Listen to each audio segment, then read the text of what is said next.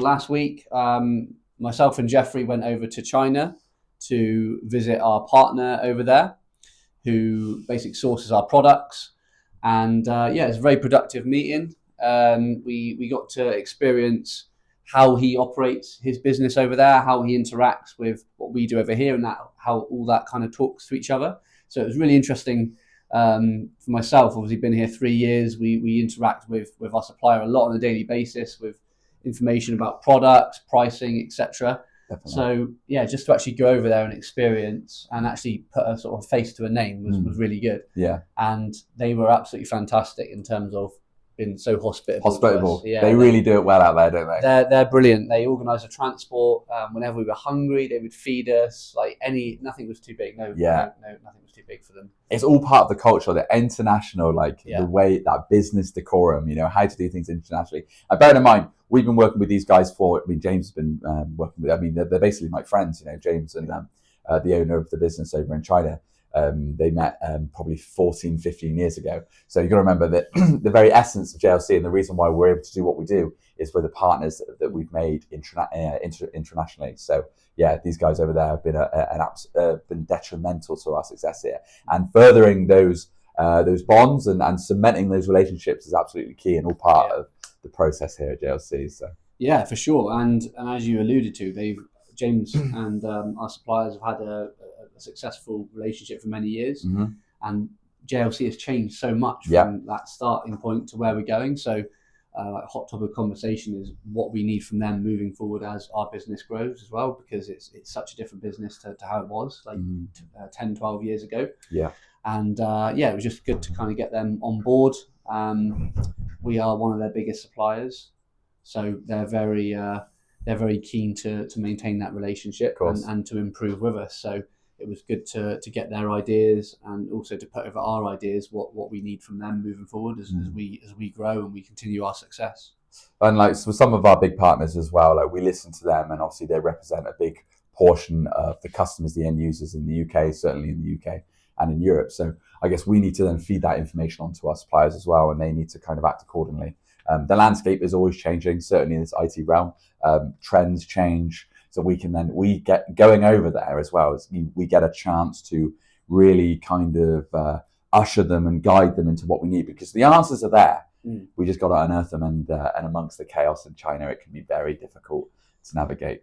That's it, and the changing landscape that you alluded to heavily involves things like conformance that we're working strongly on in the background, and working with them to make them realise what we actually need from them as our suppliers, because obviously we get a lot of queries from our customers about certain products, certain practices that we follow. So it's very important that we make them aware of the importance of what they need to do and what they need to comply with as our supplier. So it was very good to kind of educate them on that and drive things forward. Yeah, nice. Well, I got a couple of questions here actually. I'm going to fire into them. What was the most surprising thing you experienced while working in China, either culturally or professionally? I think it wasn't really a surprise, but the thing I was most impressed with was the efficiency of their work rate. So we visited a few factories when we were over there. Some of those were for new suppliers. Some of them were factories for our current supplier. And they did vary. Some were better than others, but the best factory, I would say, it was kind of like robotic in terms of efficiency. They were just all sat in lines in silence, just focusing on their work. And I wouldn't say that's like the best culture, because I think you need a little bit of socializing with colleagues and interaction. But they were literally just there, like smashing out these products that they were making on this conveyor belt, and they were doing it very quickly. And I was like, wow, you can see why a lot of things are made out there. Because they're just a machine. It's just a machine out there. Yeah. Absolutely. That was very impressive, and that's probably the thing I was not surprised at, because I was kind of expecting it, because you hear how efficient China is with its workforce, etc. And then when you actually see what they were doing, the detail of testing they were doing on the products as well, like personal tests, tests with computers to check for like compliance and just whether it was up to scratch. So, for example, there was a keyboard, and they had this machine that would literally press every button things like 3,000 times to check that it was it was produced. Wow. How it should be. Yeah. So it's great to see, because obviously these are the products that we're using as well. And we know, I can actually see that it's gone through rigorous testing that it's designed for what it says it is. And it's the same with like drop tests as well. We provide our end user schools in a lot of cases. So kids like dropping things, like throwing things around. There was testing done on drops as well. So how many times it was dropped, and was it still functioning? So it was really good to see, because you don't really think of that much detail when you are sat here in the UK. You don't think they're going to be doing all that, but yeah, it was really impressive the level of detail they were going into. I guess as well, like we get obviously from a sales point of view, you know, we've got all these specs and we've got all these certs and everything like that, but to actually see that in motion in practice as well, you can kind of come back and be like, actually, you know what, like we've seen it, we've gone through it, and this is what it's gone through, and I guess it just adds another layer to that. It's very rare that we can hear it and we even see it being done, because like you said, it's all done in China. These are why all these big vendors and these big OEMs, they get it all done in China, you know, like Apple, they all get it done out there. And they do, and you saw for yourself, there's a reason why they do that. They're very efficient. Yeah, for sure. So yeah, it makes perfect sense. So that was the thing I was most impressed about. In terms of culturally, we did try a little bit of the Chinese food. Nice. That was going to be another question. Our Dutch colleague, operations manager Jeffrey, was a little bit more fussy than me. I think it's fair to say that. But it is wild out there, though. Like, you know, I feel like I'm not fussy, and I'm open to eating some things. But you know, when you're just not in the mood, you're like, I just want something like I just want something nice, and all of it's in Chinese, and like, I'm just gonna have to go with it. And you know, you're just like, I'm up for trying things, but you know, when you just want some nice food. To be honest, I'd pretty much eat anything anyway. So when the Chinese food was put down, I was like, I was just eating it. So, it was fine. How's the spice?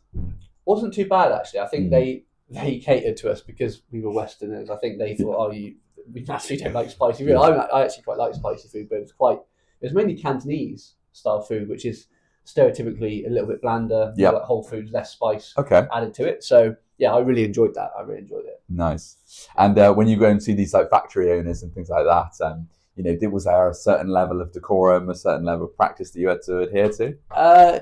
Kind of. So again, I know that Chinese people like to drink a lot of tea. It's renowned for it, but I didn't quite know the level that they like tea over there. So every factory we went to, this is no exception, we went and sat in the boss's office, whether it's the CEO or the general manager of the site. And before we started talking about anything, he would start brewing tea. And we would all have to sit down at this little tea table, specialised tea table they would have in his office. Every major office had one. And we would just sit and have tea. And that was the decorum that had to take place before you had a meeting with them. So I thought that was really cool. And drank a lot of tea when I was over there. I guess it's something that the British and the Chinese have in common. Yeah, it is. Yeah. our love for tea. It is, but they don't have any milk with it. Never any milk. And it's in tiny little glasses as well. So the guy making tea was constantly brewing topping you up. Yeah, brewing it and topping it up. I guess tiny little glasses. I guess if you're having that much tea, then it's probably good to have like little and often. Yeah, that's it. But they're very passionate about it. Yeah, nice. Well, I guess it's like it maybe marks a business a deal like struck or something, you know? Or... Yeah. Well, I guess it's just etiquette, isn't it? It's like when you invite someone into your house, you sit down. Yeah. And it was nice. Yeah, it was nice. It's kind of like, I really like that culture embedded. Yeah. I feel like in Western society, we've lost it slightly, you know? Like, like we have like manners and things like that, and it kind of gets lost over time. That's it. They're very respectful and dear to their culture. So yeah, it's nice to see. Yeah. And I expect they probably appreciated you attempting to follow it. Yeah, for sure. Yeah, because we went in one actual place we visited. They automatically made us coffee. So like, Westerners like coffee, so they assumed. So they were trying to cater to our needs. Oh, that's nice. But in other places, we were like, well, I don't really drink tea, but like, we'll sit down and have a tea. Have a tea there. Yeah, so I think they appreciated it. Yeah. It was good. Okay. Did you spot any interesting trends, ideas that you could bring back here in the UK from an operational? From an operational point of view, not really, to be honest. Maybe like a complete ban on phones and talking, like that'd be the only thing. But no, that wouldn't. I don't think that would go down too well. Yeah. And obviously here we actually need our phones. With the amount we use WhatsApp over here, whether it's upstairs communicating with downstairs, me communicating with my team leaders, whatever. We're always on our phones and WhatsApp. So yeah, the fact that they were just there with like no phones, no music, in a couple of the factories was pretty crazy. But the proof's in the pudding. Their results, they were smashing out. Smashing out big numbers on those production lines. I mean the quantities that they send to us, it's and very rarely it's all. Yeah, very rarely are there any issues or any like kind of miscounting or anything like that. So that's it. And I said this quality checked as well. So not only are they working hard and they're producing it, it's all quality checked at the end of the line. So we know that it's going to be good. Yeah, nice. That's good. I guess it's like it must be reassuring to see as well. Yeah, definitely. Yeah. I said you don't know until you've seen it. You hear about things. You want to see it with your own eyes, don't you? So you see, we have the conformance, and they do things a certain way.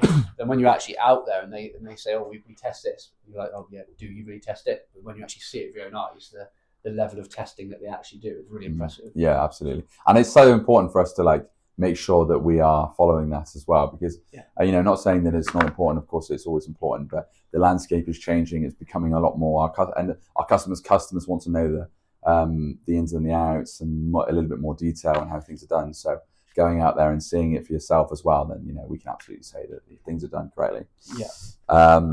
Right, on a scale of 1 to please never again, how did your stomach handle the local cuisine? I think we kind of touched on that, but we'll go in it. My stomach was pretty good. I said it wasn't. I don't think it's tested fully because we didn't have full spiced food. But I held up pretty well. And I must add, we did have like westernised food. We had steaks a few times as well. So I was fine. Oh, did you? I was fine. Yeah. Oh, nice. Because the animal out there, I mean, is quite what's the word? Sacred. The cow and the chicken and the pig and all these ones. They're it's a saved for a special occasion more often than not. Like because the meat is a bit of a delicacy. Yeah. So you were going full steak, were you? Yeah, we were going full steak. Again, that ties into obviously our suppliers thinking that we love Western food. We do love Western food. Yeah, of course. But I actually think so. Owen Atwood is fussy. He's been to China before. Yeah. Obviously, everyone knows Owen from our Netherlands branch, and I think they probably thought we were all quite fussy. So that's why I think the first night they were like, steaks, and I was like, Owen had a steak and chips, wasn't he? Yeah, you had a steak and chips. I think it was some of the previous visits we've had. They think, oh, English guys like this, which we do. Of course, we like steak. Everyone likes steak, but it was more the fact that I was quite keen to try the local food as well. So, you don't see many like Westerners out there, do you? No, hardly any. You do stand out a little bit, don't you? Yeah, definitely. We were on the tube. I think whenever we got on the tube, I was the tallest guy on there, like in the whole of the tube. Really? Every time, yeah. Because me and Jeffrey were laughing at it. There was no other Western people. Yeah. Were a lot of people staring at you? Or? Not too many. No, not too many. No, it wasn't as bad as I thought. I thought it'd be, because we do stick out like a sore thumb. Yeah. Quite tall. Yeah. But no one really. There's a few people look back a few times, like double took, but nothing crazy. Nice. Okay. No. All right. So you've been to China. We've done that bit. Yeah. We're obviously that's gonna evolve and that's gonna develop more to follow on that, I'm sure. So anything you can share now in terms of the move? Any updates on that point? If you don't know, we are moving HQ finally after being here. How long has it been? 8 years? I've only been here. I'm 3 years next week. Maybe 8 years. 8 years here potentially, because we were actually in Portishead before, which is the next town over. We moved to Clevedon. Welcome. Sorry, guys. And so we're actually moving back to Portishead. So that's happening. So anything you can share? It's slow progress at the moment, but it definitely is moving forward. It's really good. We're just about to get the head of term signed. So we've got the criteria that we want. We've got an agreement with the agent, so it's just all the stuff in the background now getting signed over, contracts generated to give us the right to go in there, and once head of term signed, we should be getting the keys. So that should be done by the 1st of May. Very cautious about giving dates out. Yeah. That's fine. So but 1st of May is when we're aiming for the terms to be signed. Great. Okay. Cool. So a lot of things have happened here at JLC, but I reckon that's it. I mean, have we got anything else to come on? No, not really. General operation. Obviously, we're midway through April now. We have quieted down since March. March was crazy. Yeah. Record month. So while it's obviously we always want to be busy for the orders and the money coming in, but it's nice to give the guys a little bit of a break as well when it does drop. So the guys have had a little bit of a breather because they were pushed very hard in March, and it's nice to have a little bit of a breather for them now. So, Definitely. yeah. Time to kind of like recalculate, reposition. Yeah, recalculate, reposition, see where we need to improve, learn what we could have done better for March, and put the plans in place. Simple, rinse and repeat, like we normally do. Did I guess as well when things are pushed to the brink of like any issues happening, but like I guess March was so busy. Was there any kind of issues that revealed themselves that would only reveal themselves in a very busy month? 100%, yeah. Like people's emotions, like we had a few people that were upset. Yeah, it was busy, and then someone had been off one day, and that person's got extra work. Yeah, people were stressed.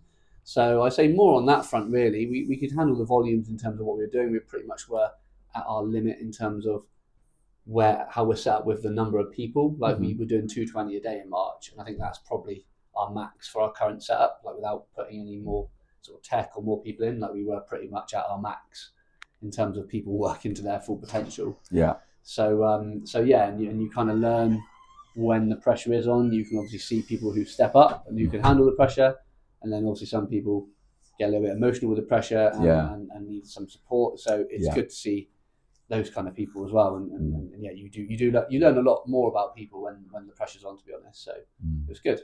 That's good. Yeah, that's good. All right then. Well, perfect. Yeah, if there's nothing else, let's wrap it up there. But guys, thank you so much. It's good to be back, and we're going to try and keep them as more frequently as well. But we won't be here Friday because it's a bank holiday, isn't it? Bank holiday, yes. So when we do Saturday tomorrow. Yeah. Yes, and we got a backlog from last week as well. So. Have we got a double up? Yeah, double up. But I'm not here tomorrow. I'm in Cornwall tomorrow. Oh, crumbs. Yeah, going down. Oh, well, I'm gonna have to do that Han Solo then, perhaps. Yeah, or maybe get Arlene or someone. Yeah, sure. We'll always get someone in. But all right, guys. Well, I'll see you tomorrow. We'll do next week. You in next week? Yes. Cool. All right, guys. Well, until then, thank you so much. Have a good afternoon.